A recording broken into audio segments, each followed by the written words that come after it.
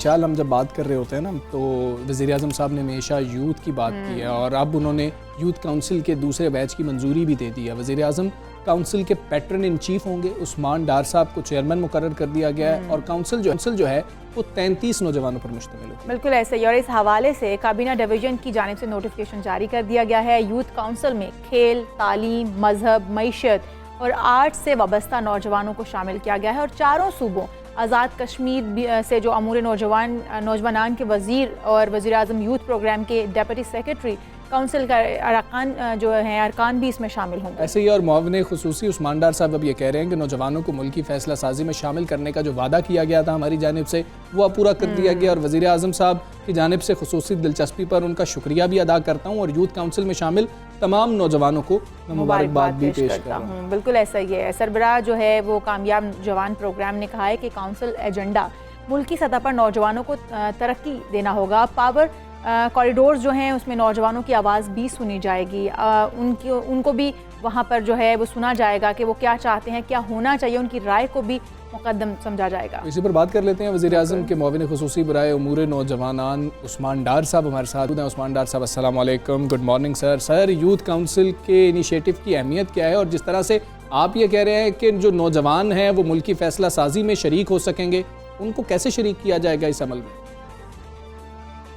देखिए, national youth council बनाने के हमारे दो मकासद हैं। सबसे पहले पाकिस्तान के नौजवानों से जब हमने सर्वे किया तो पाकिस्तान के नौजवानों ने सबसे बड़ा गिला या कंप्लेंट ये की कि उनसे कोई मशवरा नहीं किया जाता, उनको किसी किस्म की पॉलिटिकल पार्टिसिपेशन नहीं है, सिविक एंगेजमेंट नहीं है, पॉलिटिकल एंगेजमेंट नहीं है।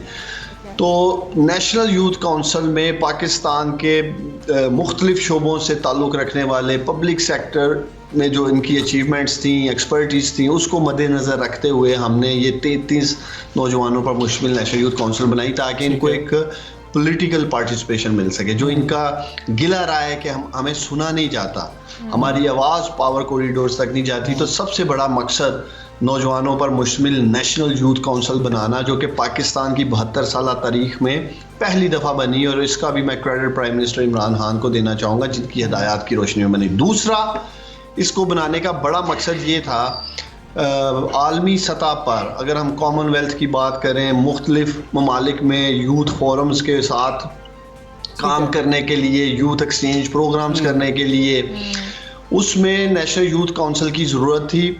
इसलिए कि आप अगर चाहते हैं कि आपके नौजवान जाकर आलमी सतह पर नुमाइंदगी करें तो हमें मुख्तलिफ ममालिक से ये इंस्ट्रक्शंस आती थी कि अगर आप चाहते हैं कि आपके नौजवान यहाँ आएँ, केस स्टडीज़ पे बात करें, पाकिस्तान की बात करें, तो उसके लिए फिर आपका नेशनल यूथ काउंसिल का फोरम होना ज़रूरी है मुल्क के अंदर। तो दोनों सूरतों में हमें नेशनल यूथ काउंसिल बनाने की ज़रूरत थी। और मैं यहाँ आपको बताता चलूँ, पाकिस्तान को जो SCO में यूथ काउंसिल में मेंबरशिप मिली, जो कि हिंदुस्तान को अभी तक नहीं मिली, भारत को नहीं मिली, वो पाकिस्तान को मिली सिर्फ इसलिए थी कि हमने नेशनल यूथ काउंसिल का क़याम किया पाकिस्तान में।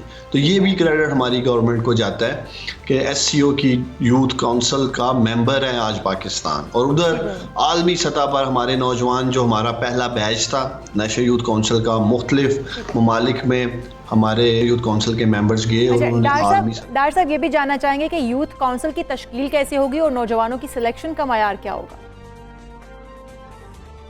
देखिए, हमने इसको बाकायदा एडवर्टाइज किया था। कामयाबजवान.gov.pk पे हमने क्रीडेंशियल्स मांगे थे पूरे पाकिस्तान से। मैंने खुद एक मैसेज रिकॉर्ड किया, फिर मैंने अपनी सोशल वेबसाइट से, ट्विटर से और मुख्तलिफ जो डोमेन्स हैं उस पर डाला भी। फिर असद उमर साहब ने भी पैगाम दिया। तो जितना डाटा ऑनलाइन हमने कलेक्ट किया, इसमें एक कमेटी बनाई गई थी और कमेटी ने इंडिपेंडेंटली सारे क्रेडेंशियल्स देखने के बाद जिस तरह की हमें रिक्वायरमेंट्स थी, इसके 6 से 7 थीमेटिक एरियाज़ हैं। कोई स्पोर्ट्स में है, कोई पॉलिसी में है, कोई हेल्थ सेक्टर में है, कोई एजुकेशन सेक्टर में है, कोई IT सेक्टर में है। तो अपने थीमेटिक एरियाज़ को मद्देनज़र रखते हुए हमने यूथ के जो क्रेडेंशियल्स थे, जैसे मैंने आपको पहले कहा, जिसकी भी अचीवमेंट्स थी पब्लिक सेक्टर में, कोई फोर्ब्स 30 अंडर 30 से था, किसी ने गोल्ड मेडल ले रखा था, इन सारी चीज़ों को मद्देनज़र रखते करते हुए एक स्कोर कार्ड बनाया गया था। उस स्कोर कार्ड पे जो पूरा उतर रहा था वही नेशनल यूथ काउंसिल का हिस्सा बना है। देखें, इससे ज़्यादा ट्रांसपेरेंट क्या हो सकता है। मैं इस प्रोग्राम को हेड कर रहा हूँ, देख रहा हूँ, और सियालकोट से जहाँ से मेरा ताल्लुक़ है, जो ज़्यादातर सियासतदान या हल्के की पॉलिटिक्स करने वालों की ख्वाहिश होती है कि हम अपने लोगों को मोबिलाइज करें।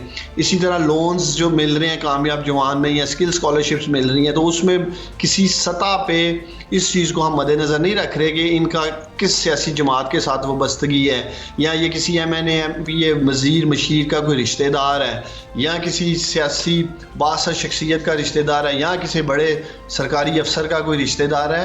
अल्हम्दुलिल्लाह मैं ये क्लेम कर सकता हूँ कि कामयाब जवान का हर कंपोनेंट ट्रांसपेरेंट, साफ और शफाफियत के साथ चलाया जा रहा है। ठीक है, उसमें आपकी हुकूमत का जो फ्लैगशिप प्रोग्राम है उसका जिक्र करते हैं कि कामयाब जवान प्रोग्राम अब तक की कारगुजारी से कौम को आगाह कीजिएगा। कितने लोगों को आपने कर्जे दिए हैं, स्किल्स फ्राहम किए हैं, क्या पेशरफ्त हुई है उसमें? देखिए, ये प्रोग्राम 17 अक्टूबर 2019 में शुरू हुआ था। फिर 4 माह बाद डिस्बर्समेंट शुरू होते ही कोरोना पेंडेमिक आ गया। 2020 तकरीबन हम बिल्कुल काम नहीं कर सके लॉकडाउन और कोरोना की वजह से। पिछले 6 माह में अल्हम्दुलिल्लाह हमने 17,000 से ज़ायद नौजवानों को कारोबार के लिए तकरीबन आप कह सकते हैं 16 अरब रुपए की रकम एलिजिबल हो चुके हैं, और इसमें से तकरीबन 10,500 अरब रुपए के करीब तकसीम हो चुके हैं, और ये पूरे पाकिस्तान के मुख्तलिफ डिस्ट्रिक्ट्स में, तहसील में अपना कारोबार शुरू कर चुके हैं नौजवान।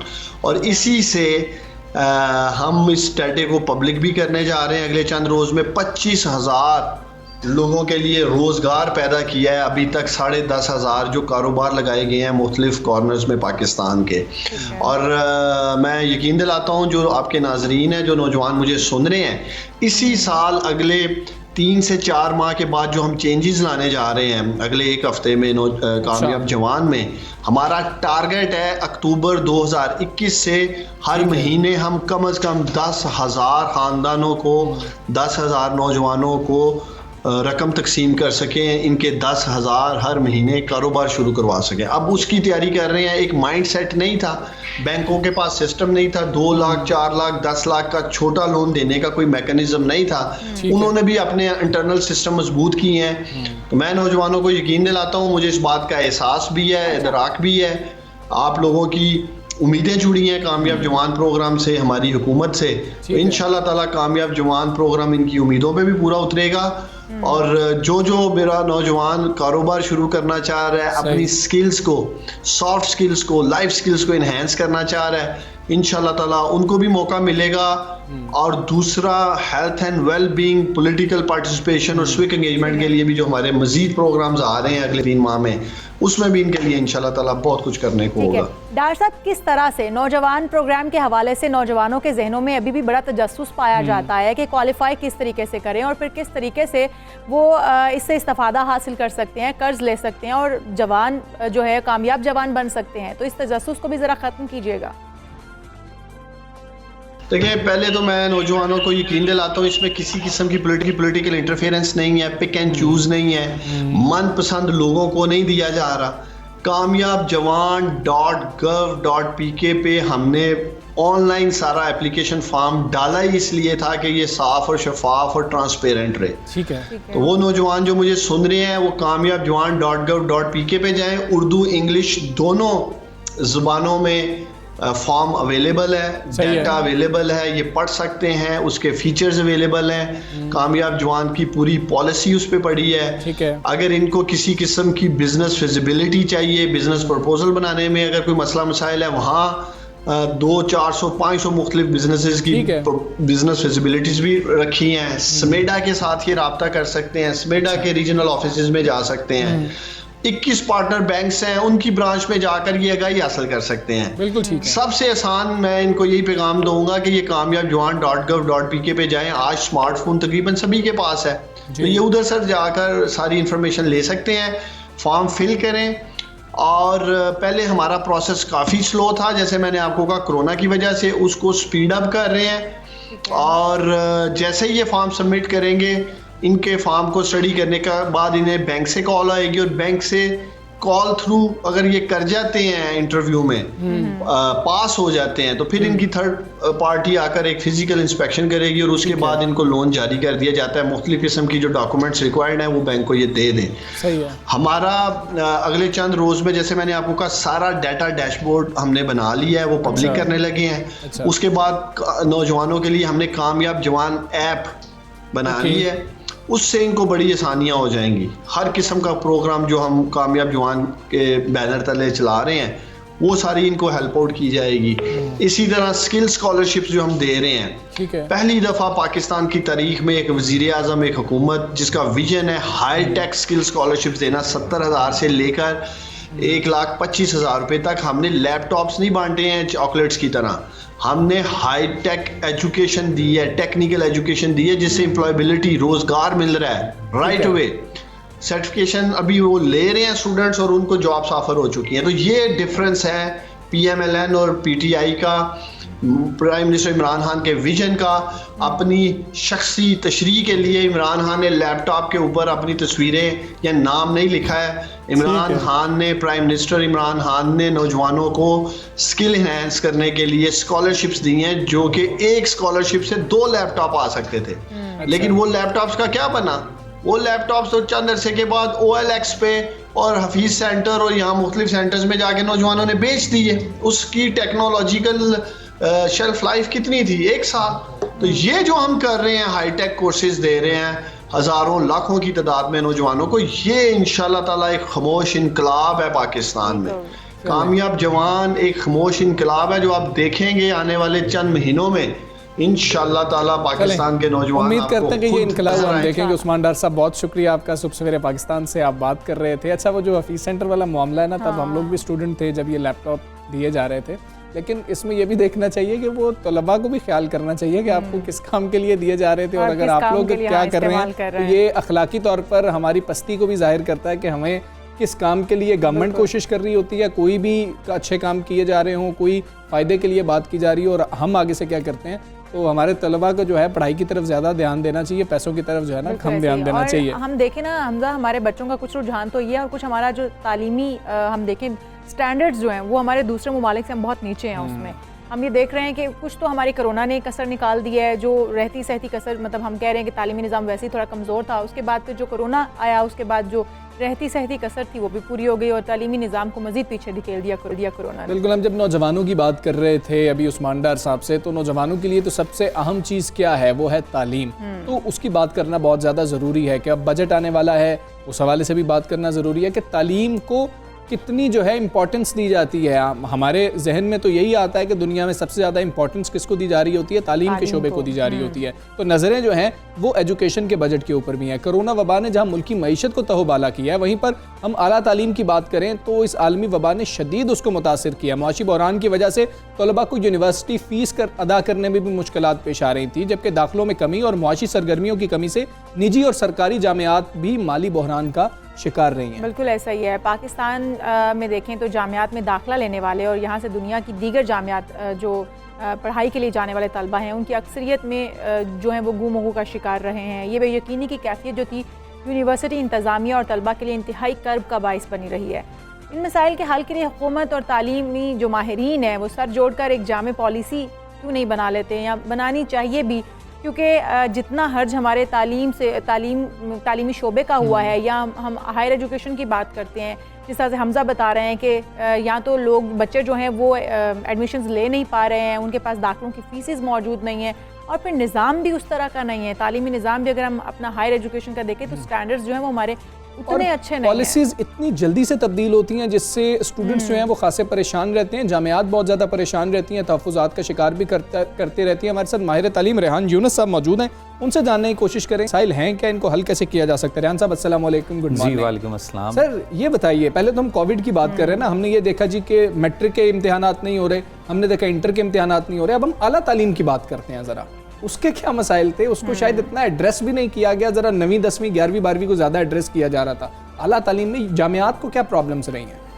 जी कोविड में सबसे ज़्यादा जो एक हमें चैलेंज का सामना करना पड़ा वो ऑन कैंपस एजुकेशन से हमने डिजिटल लर्निंग की तरफ जाना पड़ा। ठीक है। और जब हम ई लर्निंग की बात करते हैं तो उस हवाले से हमने ये देखा कि हम लोग टेक्निकली और मेंटली तैयार नहीं थे। अच्छा। और उसमें जो सबसे बड़ा इशू जो आया वो बहुत सारी जो फैसिलिटीज़ थी, इंटरनेट की कनेक्टिविटी का इशू आया। ऑल्दो कि वर्ल्ड ओवर आया, अमेरिका जैसे मुल्क में लोगों ने देखा कि CNN ने रिपोर्ट किया कि स्टूडेंट्स कनेक्टिविटी का जो इशू है उसको फेस कर रहे हैं। उसके बाद क्वालिटी एजुकेशन का आया, और उसके बाद जो लोग जो हमारे फैकल्टी मेंबर्स उसके लिए ट्रेंड नहीं थे उसको उस तरह से ऑप्ट करने के लिए, क्योंकि ये एक सडन चेंज था।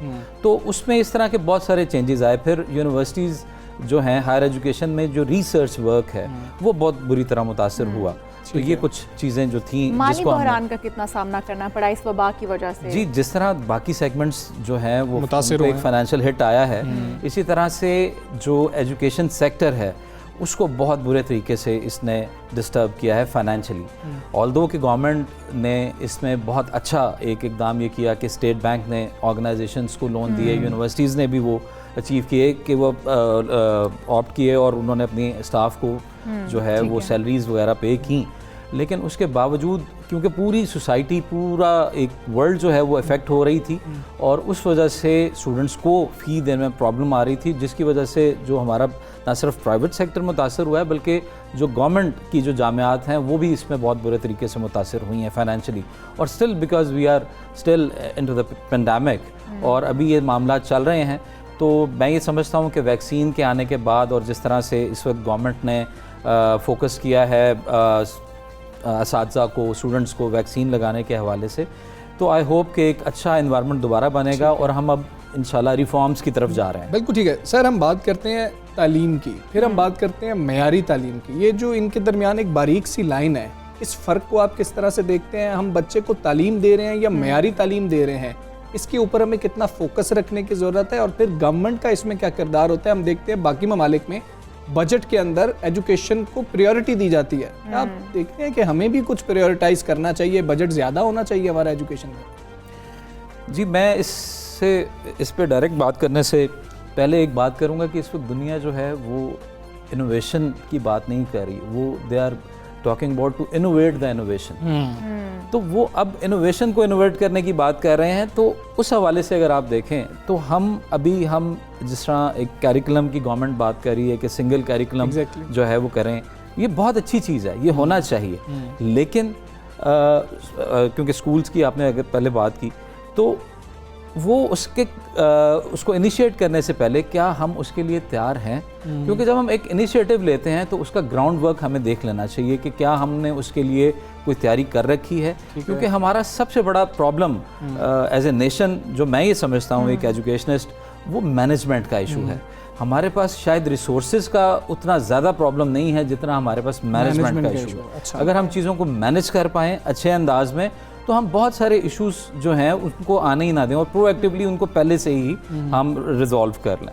तो मैं ये समझता हूँ कि हमें थोड़ा सा इन चीज़ों पे गौर करना चाहिए। दूसरी बात यह है कि अगर हम इनोवेशन की फिर वो बात करते हैं, जिस तरह आपने ये देखा कि बहुत सारे कंट्रीज़ में बहुत सारी ऐसी नई चीज़ें हैं जो हम ज़िंदगी में पहली दफ़ा देख रहे हैं, वो इनोवेशन ही है।